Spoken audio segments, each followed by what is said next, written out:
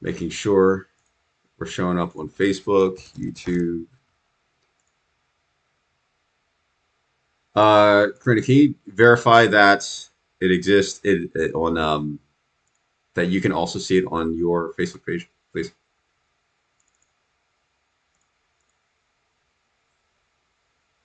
Any, as long as you can see it on the actual Facebook feed. Good, good, good, good, good. Okay, I'm seeing it. The links work. Everything's working. Okay, that's for Facebook. It's probably the most important aspect of social media. Facebook, then YouTube, then Twitter. Okay, now let me check. So the Facebook's go. Let me check YouTube.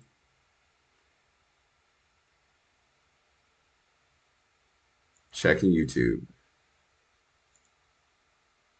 We are live on YouTube.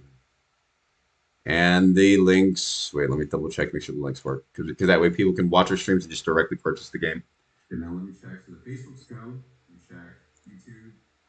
We are, in fact, live on YouTube. Okay, so that's working. Okay, so that's working. And then last check is Twitter. Everything's working. Everything's working. That's good so far. And we are live on Twitter. Everything's working. Fantastic. Okay. So, all right. Well, thank you guys for showing up. I know we're all in different time zones, so it's it's definitely interesting to see how you might be logging in and it might be the middle. What time is it for you, Ilya? It's 1 a.m. Oh, you're in Japan. Right, that's right.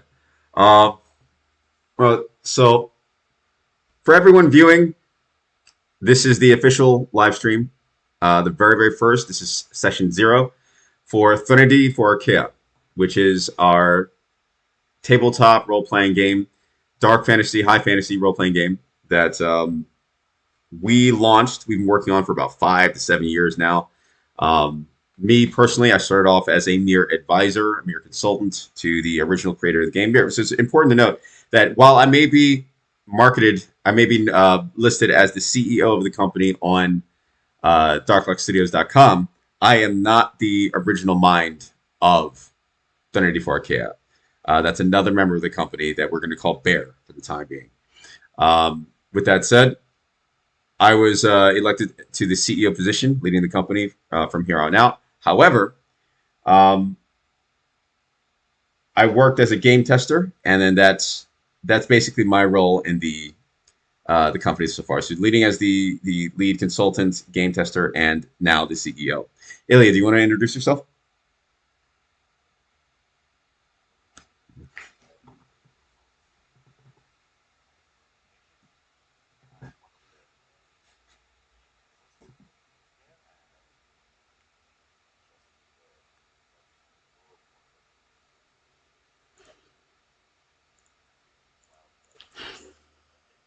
Will find it here, and I'm looking forward to seeing how we grow from here. All right. So so what is Threnody for Archaea? Well, let's take a step back and discuss just for a moment the rise of tabletop role playing games from especially within the millennial generation like we are.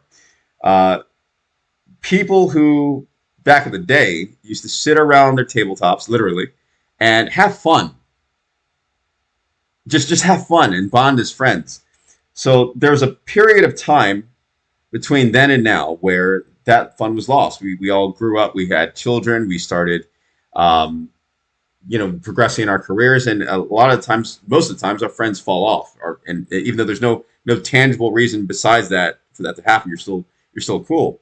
So we all communally, collectively, decided to engineer this game, not just simply for the sake of any other tabletop role playing game, but uh, the themes in the story, the way that it's, as well as the gameplay mechanics. We designed this game for busy parents and people busy with their careers, just full grown adults that they're not immature, they're not escapists, but they want to come together and have some time aside to really feel the nostalgia of the old times when they had fewer worries as either children or teenagers. And so what heavily differentiates Dark Luck Studios as a company, as well as Threnody for Archaea, is that that's our target audience. That's what we have in mind. We're not here developing games to appeal to the widest majority. We're not trying to water down political themes. We're not trying to politicize our content, actually. We're not trying to water down our content to make sure that the widest demographic enjoys it without offending anybody. No, some of our content, in fact, a lot of it's going to be pretty offensive. We're going to talk about some pretty heavy themes that you might, and when we say high and dark fantasy, you might, if you're a viewer. Right now, I'm speaking to both Karina, as she's a first, as she's a first time new role players, first time ever. If you're familiar with Japanese anime like Berserk, or a lot of the just anything that's really dark and taboo and really doesn't give a shit about anybody's feelings about what, and throughout the process what happens in the story, you will love Threnody for Archaea. So this session 0, this first ever live stream for the company, might be a little rough, but that's fine. We're gonna find our way, and there will also be way more team members joining the live streams regularly every week. For now, it's just going to be me, Karina, and Ilya. And maybe next week, more people will join. And everyone has done their part to contribute to the game. Karina, since this is your first time ever, do you have any questions you'd like to ask me? Because remember, you're a great connection to the audience at large. So people, even though we may not have many people viewing the video right now, throughout the process of how this video will be edited after the live stream, know that you basically are a millennial who is new to tabletop role playing. And if you have any questions, please ask them. Do you have any? I do actually, quite a lot, I would say. Awesome. Because I'm completely clueless. Okay. Yeah, so I would say maybe like just explain what tabletop role-playing game is in general. Sure. I'm complete newbie. Fantastic question. And perfectly valid. So tabletop, Ilya, please chime in at any time, because you're actually, Ilya, by the way, Ilya is way more experienced with tabletop role playing than I am. So he's the biggest veteran in the game so far, pertaining to us. He's been there. He's been actually part of the project longer than I have. So he knows intricacies of the story pertaining to the lore. As he said right earlier in the call, Ilya was a direct consultant, similar to the way I was, but I was more of a business consultant. Ilya was a direct hand in the story itself from the way early days before I even came on board. So after this live stream, after you view this video, if you want to check in with someone other than the original core writer, which we'll call, as I said, we'll call him the Bear for now, Ilya is a great source of information for the intricacies of what's said and not said throughout the story, if you want an expert, an authority on the lore. So please, as I answer this question, Ilya, chime in at any time. You are a completely respected authority in your respective scope. So to answer your question, Karina, what is tabletop role-playing? And it's literally what it sounds like. Originally, you would all sit at a table, and you would develop these characters.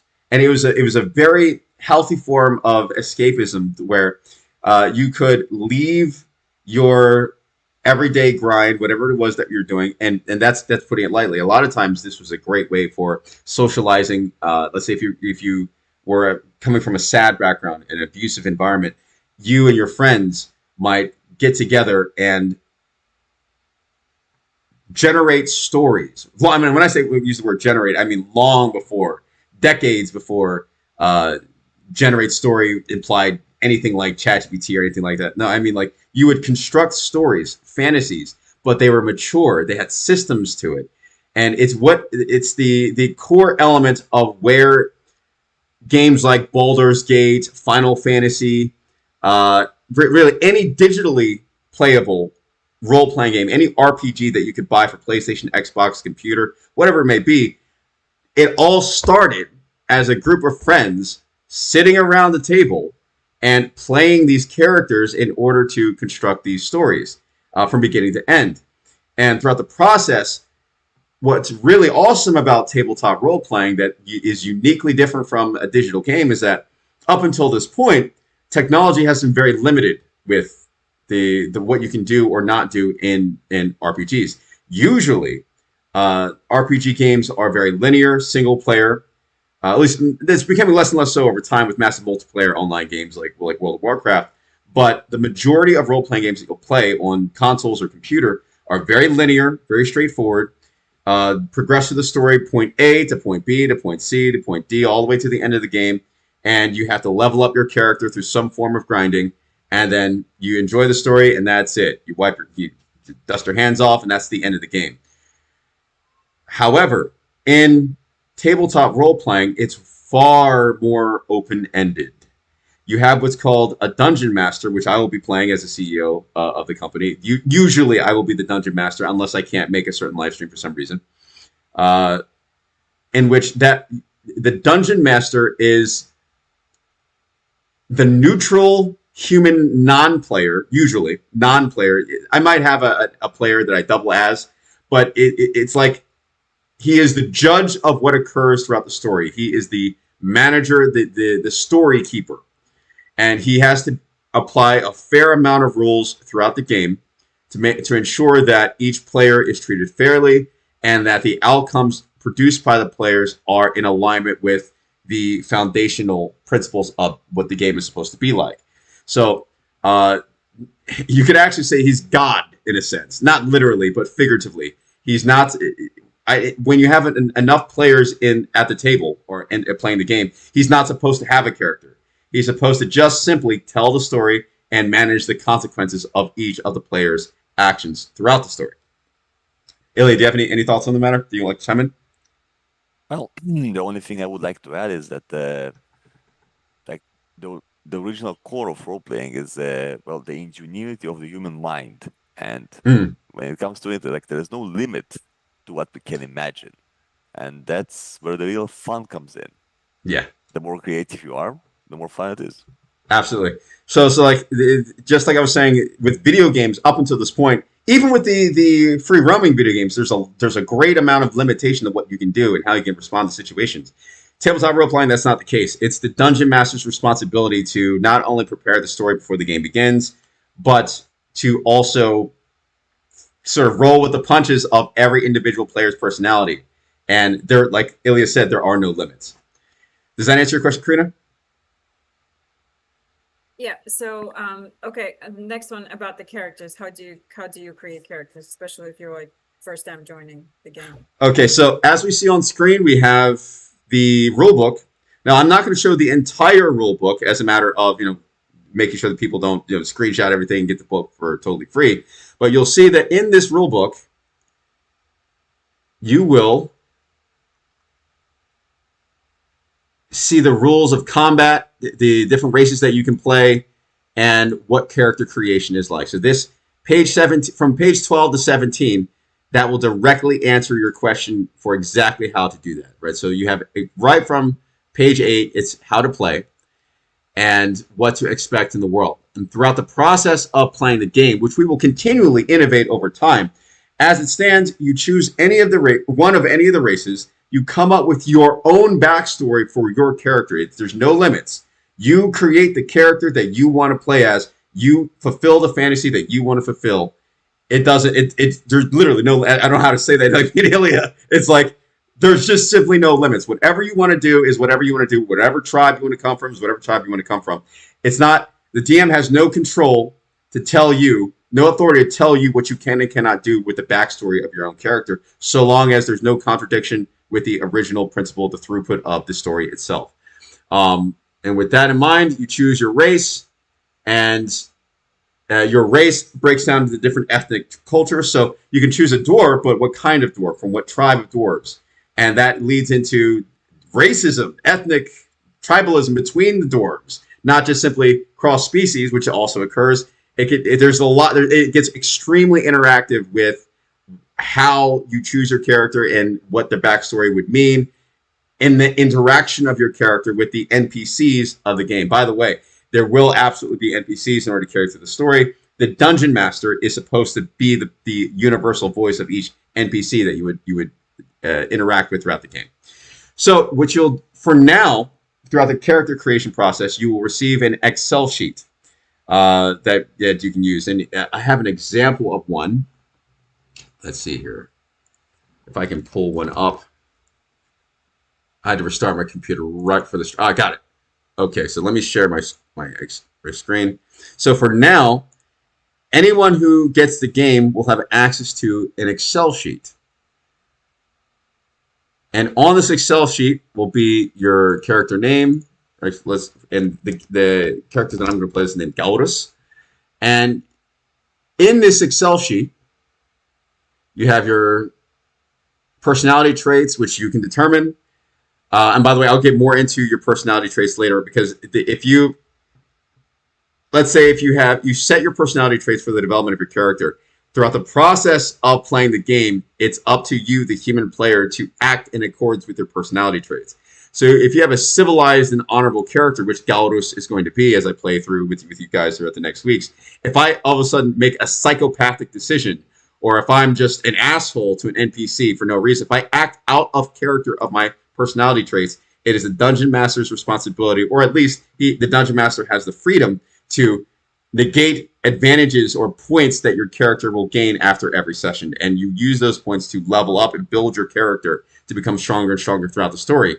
And if you don't reach a certain level of strength throughout certain periods of the story, and by strength can manifest in a variety of ways. It could be magical power, physical power, charisma. It could be any sort of personality trait. So think of strength very abstractly, the overall contextual power of your character. If you do not level up to a certain point, to a certain height at a certain point in each game, your character will die. And we'll get into that later pertaining to what happens when your character dies, because the game is brutal. We do kill our darlings. In reference to, aliens. We do not shy away. This is not a Tolkien-based story, because Tolkien always rescues his darlings. Deus Machina, however he does it, all of a sudden the eagles fly in. There might be eagles, as a matter of fact, there are eagles. There are, but that doesn't mean they're going to save you in time, right? So Deus Ex Machina almost never happens in this game. Do that here. We don't do that here, right? So we absolutely don't. Excellent. I would like to expand on this topic a little bit. Sure. Most, if not all, video game RPGs make your character some kind of a warrior.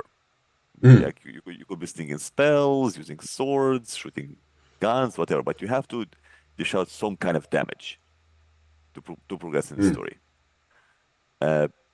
No such limitations exist in this game. You could literally roll a character with 0 compatibility that's good at other things. He or she could be great at talking, great at deciphering ancient languages, great at sex. That as well. Why not? Yeah. Why not? Right. And succeed for doing those things rather than getting their hands dirty directly. Like I said, anything works. Absolutely anything works. And that's really the beauty of the game, where they're just, you can take your best personality traits that you have in real life and make them manifest in the game, or you can get away from your own personality traits, your own strengths, and perform thought experiments of what it would be like to solve problems abstractly. So the game gives you a variety of problems to solve, and it's completely open-ended for how you solve them, and how you solve them, not just simply that you solve them, if you even solve them. As we said, we kill our darlings. A lot of times you may fail to solve a problem under the parameters that you need to solve the problem with, or under. Every solution with every person's individual personality yields different outcomes. And we have a very advanced, innovative system of calculation for not just simply damage, but also the multi-angular consequences that affect the outcome of the story. So continuing on with answering your question, Karina, character creation, right? So for now, during this stage one, this version 1 of the game, which we will develop more over time, like for example, Roll20, the platform, allows you to upload or to form character. It's like a built-in character sheet that you can digitally modify as you go along. We don't have that prepared just yet, but we'll absolutely let our users know when that is ready. For the time being, everyone who gets the game, either the paperback version or the physical paperback version or the digital version of the game, will get a standardized Excel sheet with your skills and traits on it. But what sicknesses, addictions, insanities, wounds and injuries you're suffering from, your level of corruption, what you're equipped with, your usual physical traits, height, weight, all these things. But not just simply that. There are other things. If you see here where my mouse is at the bottom of the Excel sheet, it's not just a basic attributes section. It's also a section for your skills, which you will absolutely be able to modify throughout the process of your character's self-actualization. The items that you're carrying, as well as the gold and silver, what companion that you may have. And when we say companion, again, this game is not designed to please everybody. By companion, sometimes we can even mean slave. You can, in fact, own slaves in this game. And it's brutal, right? So what is the nature of your companion? However we manifest the term companion, whether we're talking about an animal familiar, a slave, or an actual, somehow, like maybe a squire or something like that, whatever it may be, you can have up to 2 companions and then a section for notes. Throughout the process of, now this is actually, you could argue, and Ailey, correct me if I'm wrong, the notes during certain sections of the game are critical. The notes section, while completely blank, it's up to you to remember specific details that may go over your head at the beginning of any given session. And then you'll need those details to solve specific problems that may arise throughout throughout the manifestation of the story. And if you forget certain details, you will not be able to find certain items, you won't be able to solve certain problems, and it may, in fact, lead to your death. Is that correct? Yeah, I'm in total agreement here. I cannot stress this enough, people. Take notes. Notes save lives, or at least make them just a little bit longer. Yeah. And you are responsible, in general, it's considered good tabletop role-playing etiquette if you save the notes of the session so that when you pick up, because remember, this game is designed, speaking to the audience at large, watching this video over time, as well as you, Karina, this game is only designed to be played for a couple hours at a time, maximum, because we're all busy parents. We have jobs, we have children, we have other responsibilities, abstract responsibilities. So this game is designed to have weekly sessions with your friends. And it's up to you. It's considered good tabletop role-playing etiquette to take notes of what your character did, as well as what your party characters did, as well as anything that may stick out to you throughout the process of playing the game in the story. And there it is, right? So if you forget any of these 3 things, the game will naturally punish you by design. Does that answer your question, Karina? Yeah, so that would lead into another one. Like, how long does a game last? And like, how do you determine when it is over? Well, this is very fluctuating. It's a good, solid question, very valid. It depends on a combination of the personalities of the players, how many players there are, and the style of the dungeon master. So it's open-ended. There's a whole lot of freedom, basically limitless freedom for the players, but there's also almost limitless freedom for the dungeon master too. So when you're going through the rule book, it gives you the scenarios, or at least they're starting, like for example, we talked about the Feathers of Destiny chapter. When you're playing the game as the dungeon master, you can modify certain aspects of how you set up the scenario, just so long as you stick to the key principles of what the rulebook tells you for how the story is supposed to play out in major arcs. But besides that, it's entirely the dungeon master's game.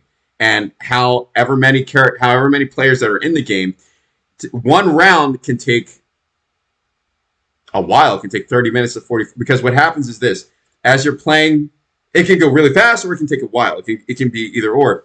Because here's an example of battle. a lot of times during testing, and again, Ilya, correct me if I'm wrong. A lot of times during testing, we would have 5, 6, 7 people playing. And how did we, before we really innovated the battle system that we have, just to have one round to calculate everything of just one round of attacks, Final Fantasy VII style, just one when you're manipulating, when you're controlling Cloud and Barrett and Tifa, and you tell them to attack this dragon, whatever the monster is, and Cloud swings a sword, he attacks the dragon, Tifa punches it, and Barrett, that one round alone, before we innovated the new battle system, could take 2 hours if you got 7 players, right? Because you have to calculate consequences, you have to maybe dialogue, characters are, you have to calculate the damage to your character, the damage to the opponent's character, how does the opponent respond, how many opponents there are. So it's not just how many players, but how many players are against how many enemies at once. If you're being raided by, if you found yourself surrounded by a bunch of enemy dark elves or something, every single enemy is treated like an NPC player, and they're given the same respect as a human player in order to calculate realistic outcomes of the battle. So, to hasten that, to shorten what would take sometimes weeks before we innovated what we have in Threnody for Archaea, sometimes battles would, in the classical role-playing games, could take weeks to finish. What we've done is we've innovated a battle system that shortens most of that down to 1 hour, maximum 2, to where every single session is meant to be. If the DM is skillful and following through with the principles of the game, and the assuming that the players all are following etiquette, very cordial etiquette, they're keeping notes. One sit-down session is basically a full chapter. A battle might last 30 minutes, it might last an hour, it might last 2 hours, but the thing is, the game is engineered so that as you progress through it, one session, you're supposed to feel like you had a full meal, figuratively speaking. Like you feel satisfied at the end of every session. And we spent years, 5 to 7 years, going through painstaking extremes with constant feedback from people like me, Ilya, throughout the process of testing the game, to figure out what is the best way to have a sit-down session for only maybe 2 hours, and then feel like we got a lot done and we progressed legitimately through the story throughout the process of any given session. Does that answer your question? Yes, thank you very much. Next question.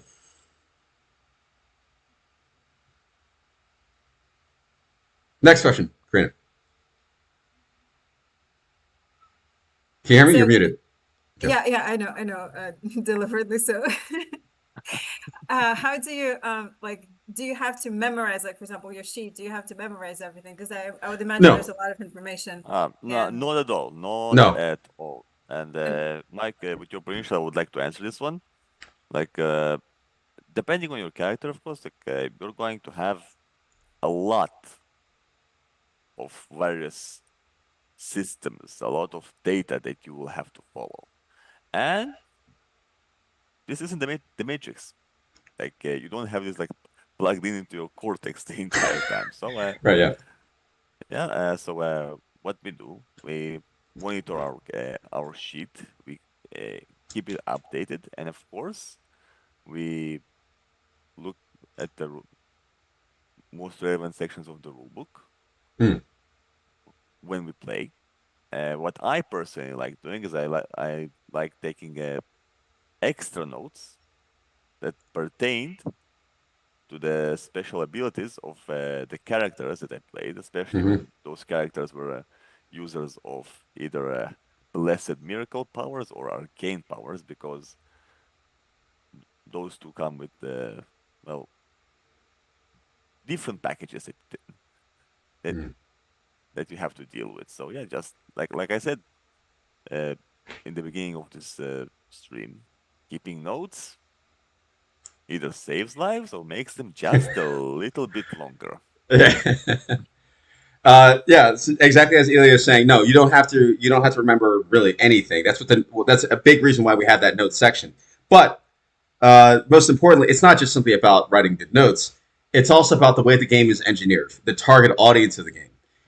We knew right from the core ideation of the game that the majority of people playing, myself included, would be very busy people. We would only be able to play, an hour or two at a time here and there once a week. And throughout the process of this, how it's almost like an engineering question. In fact, it is a kind of engineering question. How can we write a rule book and establish a system that is easily understandable to the vast majority of our respective target audience without requiring a genius level IQ and memory to remember everything, right? So if we go into the book itself, which I'll share again, I'll switch back over to that. Okay, and we go here, very easy, simple table of contents. Now, it's natural that the longer you play this game, the more you're just going to remember how to calculate things or how to do things. That's natural.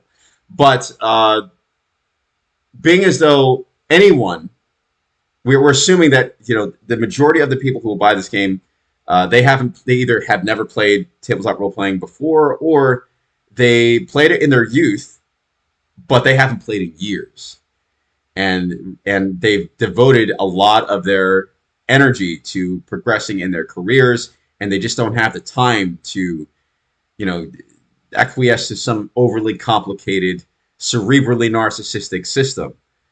It's meant to be very straightforward and very simple. And as you and any audience viewing this video will quickly discover in future live streams, as we actually demonstrate how to play the game throughout the process of progressing through the story. Next question. Thank you for the explanation. So can you tell me about the setting, the world? What is it? I mean, just basics without revealing any information. That's Sure. Okay, so think of it like this. Whether or not the original writer consciously meant to do this, subconsciously, the themes are quite there in the story, and that is, and I've spoken to him about this, and he agrees. I spoke to him about this last Thursday, actually. The basis of the game is restoring the old gods. The entire world of Archaea is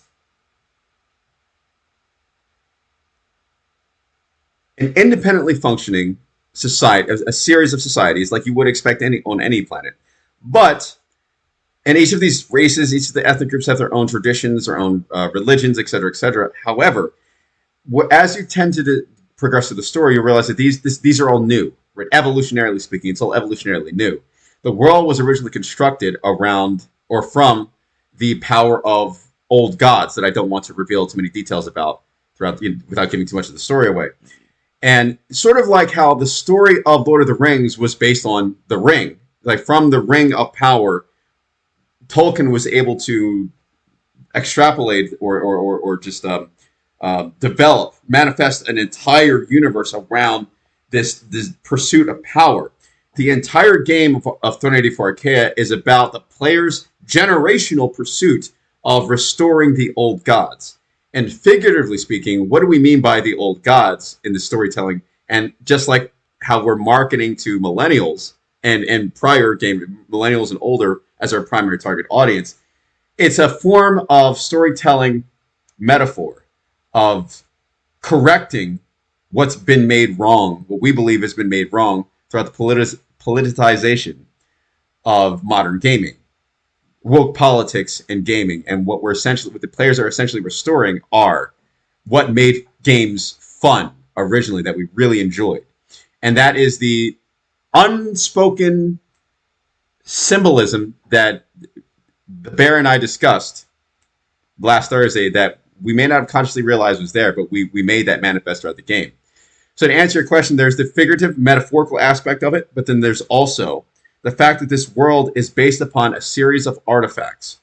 And the players are either consciously or unwittingly, they choose or are forced into a journey of restoring the old gods, restoring the old ways of this world, this fantastical world brutal, dark, gritty, fantastical world. And each of the major storyline arcs are based on the recovery of each of these artifacts. And more than just simply a first-person style role-playing game, as you progress through the game, you will discover that there are different modes of playing. So there's the classical role-playing style. And again, at any time, correct me if I'm wrong. There's the classical role-playing, take turns, saying my character says this, my character says that, right? And you act it out. It gets really entertaining when we get into character. We start, with the vocal manipulation, all that stuff gets really cool. But then there's RTS style. There's an real-time strategy style gaming mode where you actually build your civilization from the ground up or from the bird's eye view, and you have to deal with attacks. Yes. Right? So I agree. Because allow me to expand on this topic because sure.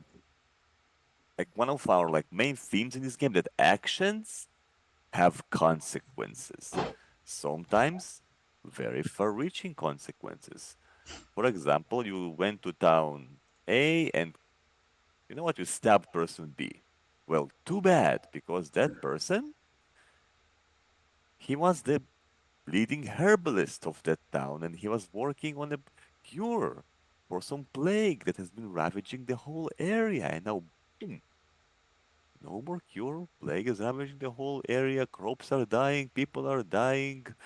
The kingdom's collapsing, etc., etc., etc. So yeah, it's a whole bunch of domino effects rolling one into another. And I think this is a great time to talk about when you mentioned far-reaching consequences. It actually goes beyond that. Like, let's say when your character dies, right? So this game does not take place over the process of any singular character's life. It actually takes place over the process of many characters' lives. So every single player's character is eventually going to die.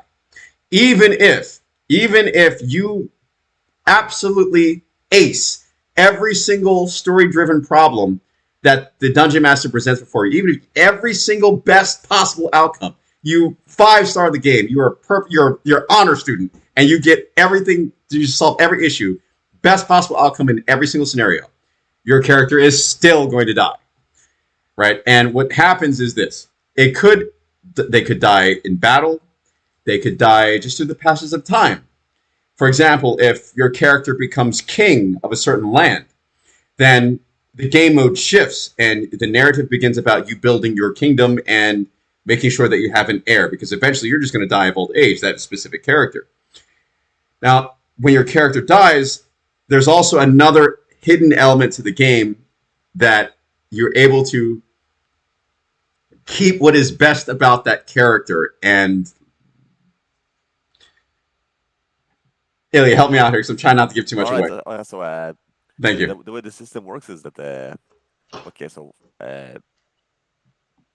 let's say that your, like Mike said, best case scenario, your character is a literal god, and you got all of the best roles possible. But well, as one man once said, all men must die.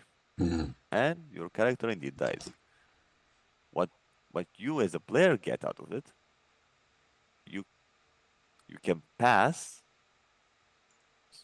some traits and resources and unused resources and heirlooms, special heirlooms that we will get into at a later point, to your inheritor character. So you don't lose all progress automatically. No. So never. Yeah. We encourage the players to take their time with these characters. Don't just create throwaway characters, because while your character will eventually die, we ask you to trust us heavily about what occurs throughout the story, even with the characters that are dead. And I'm going to leave that there. Just trust us. Put time into creating solid characters while knowing that they're probably going to die. Right? They're certainly going to die. But don't let yourself think that that's truly the end. of that respective character. So every single time, every single character, and for every generation of that bloodline, for every other sub character that you create that comes after that character, it's not for nothing. We'll just put that. We'll just leave that there.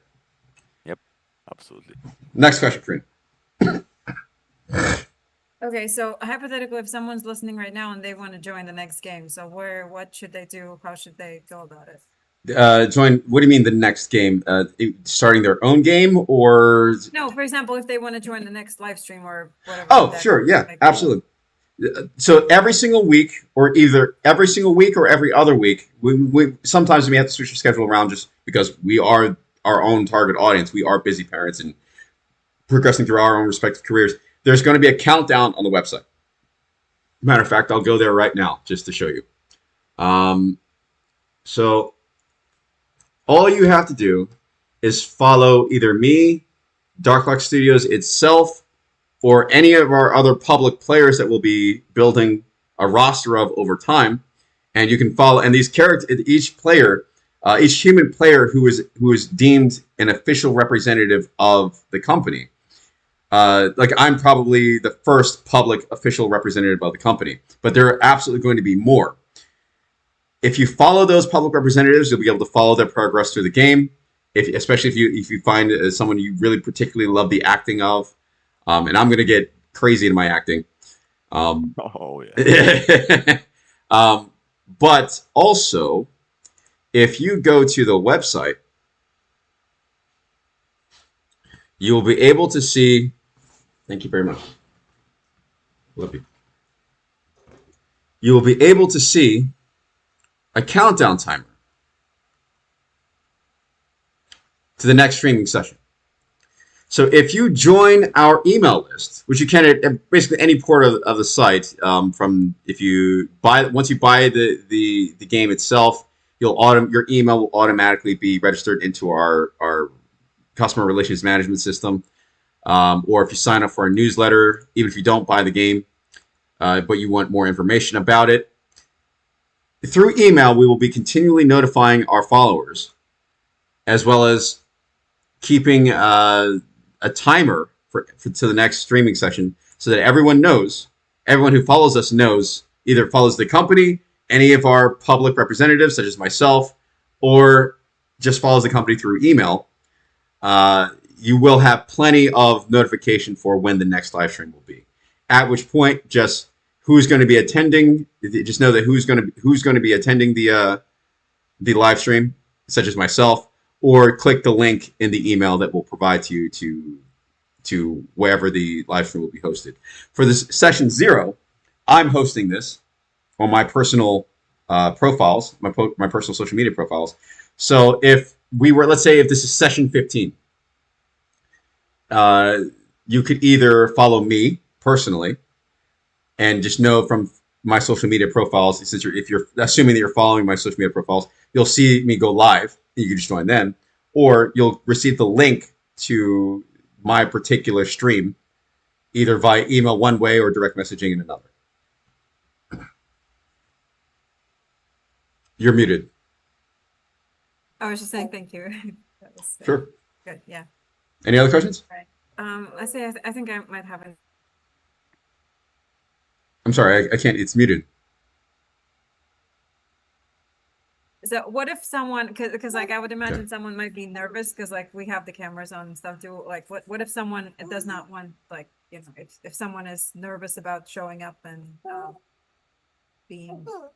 Oh, someone's nervous. They don't have to show their cameras. They don't have to. You know, that's just something that I personally feel responsible for doing because I'm a professional representative of the company, so I have to do that, right? It's at least maybe not have to, but it's heavily expected of me to do that. But I mean, it's not about the social pressure. This is about people hanging out with their friends. This is, you know, if you don't want to get on, a lot of times and Ilya, again, stop, correct me if I'm wrong. A lot of times we weren't showing our faces because we were already comfortable with who we were. You know, we already know each other. Absolutely. Yeah. Like what we would do, each of us would, and this is also heavily encouraged. Each of us would generate and AI art image of our respective characters, and that's what we would show. And most of the times we did not have our cameras on, and we would just use those images, and that's it. Mm-hmm. Okay, yeah, that was just for anyone who might just be like a little bit self-conscious if they're, don't know anyone. That I think that's useful. All right. No, I think generally most of what has been told so far is making things clear. I would say like the rest would be revealed when you actually play the game, I guess. Okay. Any more questions? Not really. The only thing is like I would say like I may have a harder time reading what my character sheet is telling. Like I'm not sure what those numbers mean. We're gonna throughout at each of the live streams, because it's a lot of information, especially for one session, session 0. So we're going to, throughout the process of playing the game, trust and believe, we're going to be explaining every aspect of it, so that the audience understands what's going on, and so on and so forth. Yeah, so I think the general gist is clear, and the rest would be just the actual practice, I would say. Okay. Unless there's anything that I have missed and you would want people to know. Not that I can think of. Ilya? Honestly, my best advice to any aspiring role player is just relax and flow with it.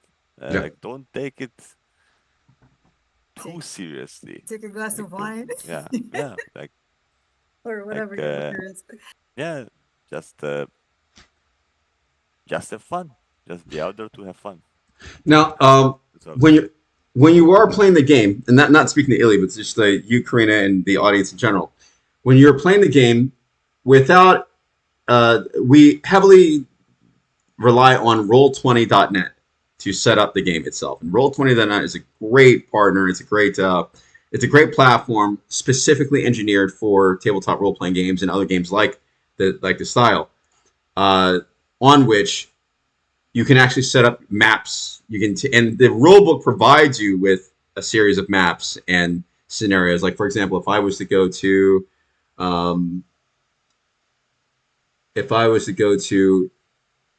Threnody in here, like you can create you see a Gaurus, that's going to be my character.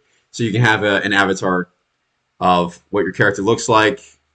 And when you launch the game, we're going to be sharing our screen for each of these live streams.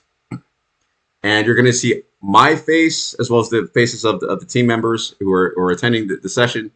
And you're going to see live actionable maps from the rulebook as well as some that we create, because I'm going to demonstrate both what it's like if you follow the rulebook exactly, as well as when you deviate in certain aspects of the rulebook without violating the core premises of the story, just to demonstrate the limitless creative potential of what you can do.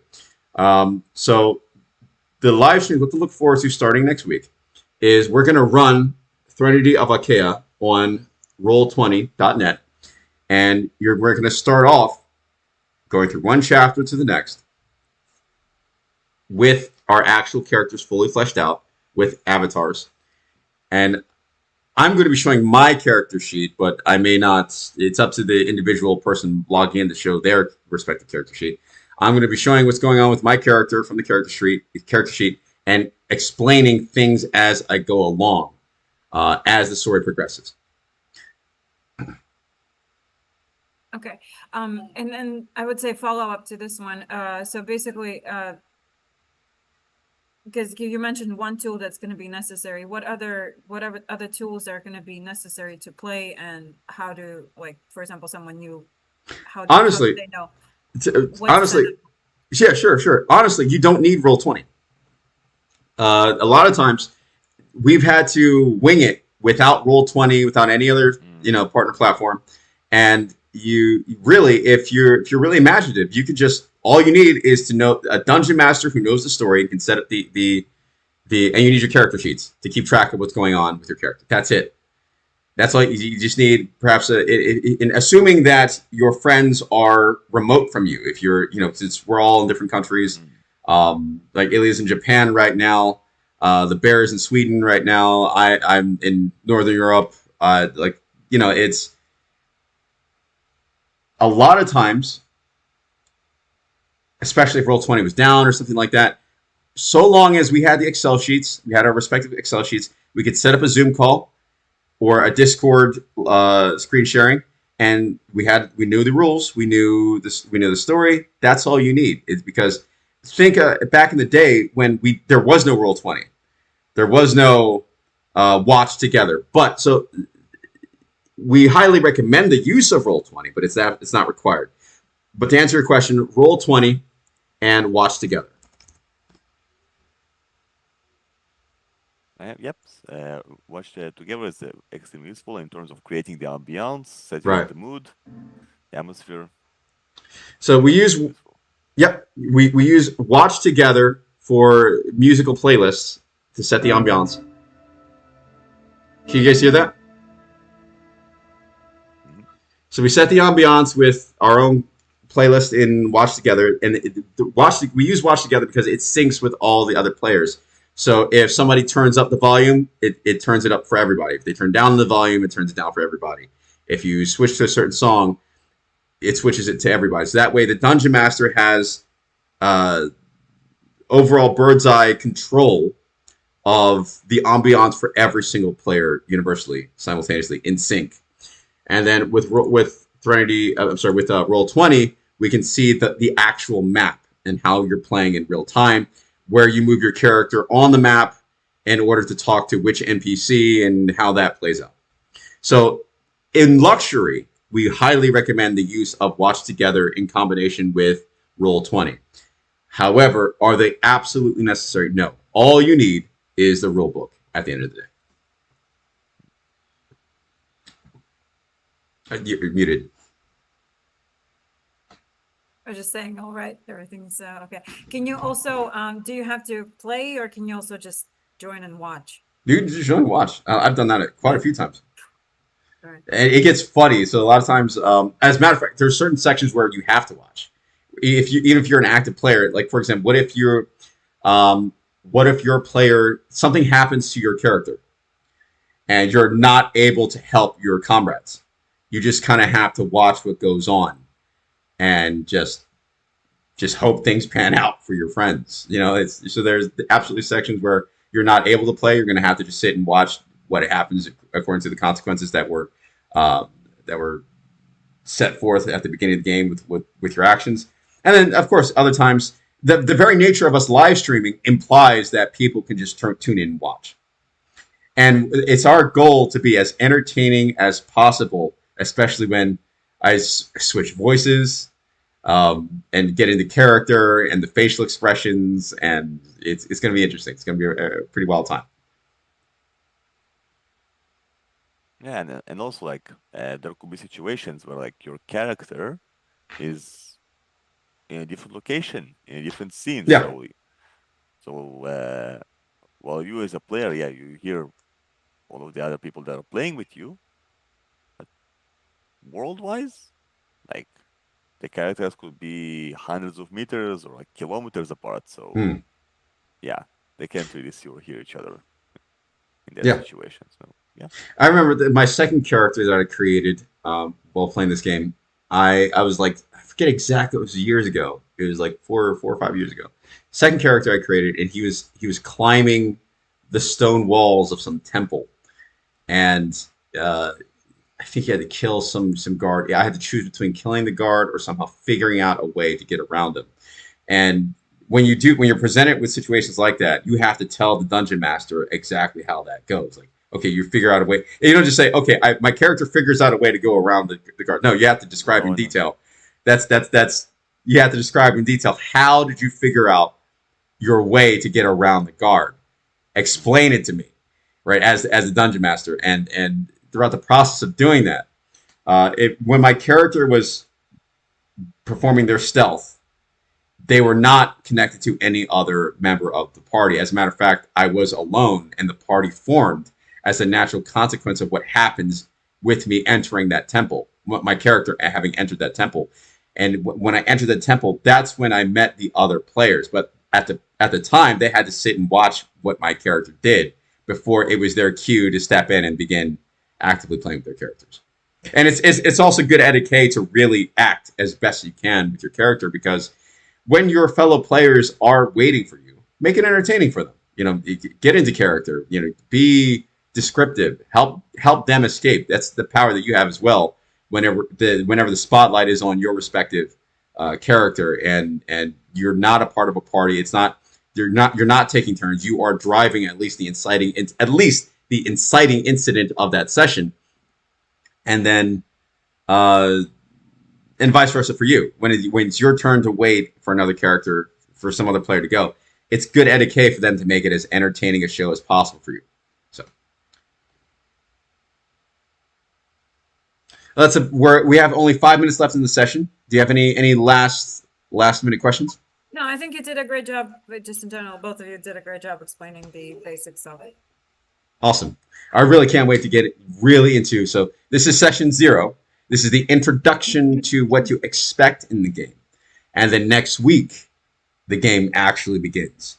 We're going to get on Roll20. We're going to set the ambiance. I'm going to act my character. My character named Gauros, at least this first character, he's like a cross between a Spartan, a Viking, and a lizard. And you can think of him as almost like a predator, like Alien vs. Predator. He's almost very similar to a predator, but in the world of Archaea. He has a strong sense of honor, and we're going to see what motivates him through conscious dialogue, well-written dialogue, that reveals more of his backstory along the way. And you're going to see me get into character along the process. And that's nothing, right? We get into it. Oh, we get into it like. Yeah, we get into it really hard sometimes. Yeah, then I've created a new character for this particular campaign as well. I will be playing Iosif, and he is a Lyrian. And what are Lyrians? Exactly, they're one of our original races, and they are not from the world of Archaea. Actually, they came from some sort of parallel universe. And without getting into too much detail, like there was a schism among them. Half of them are on the wrong side of the map. The others are on the right-ish side of the map. And yeah, they're good at a great many things. They're good at espionage. They're good at a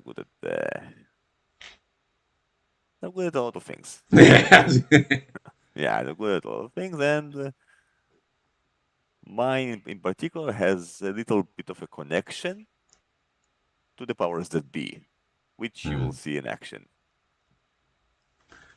And that's all I'm willing to reveal at this point. Yeah, it's really difficult for me and Ilya to hold back. Like, there's so much we could say. It's really difficult for us to talk without giving away cool aspects of the story. But yeah, we've been working on it for a while. All of us have been. You know, you can end on that. You know how I can end the TV series? So it's like, next time on Threnody for Archaea. Sorry, this Dragon Ball Z. Next time on Dragon Ball Z. Okay, all right, so I'm going to end the stream. Thanks for coming, guys. Thank you. Thank you for inviting us. See ya. So next time.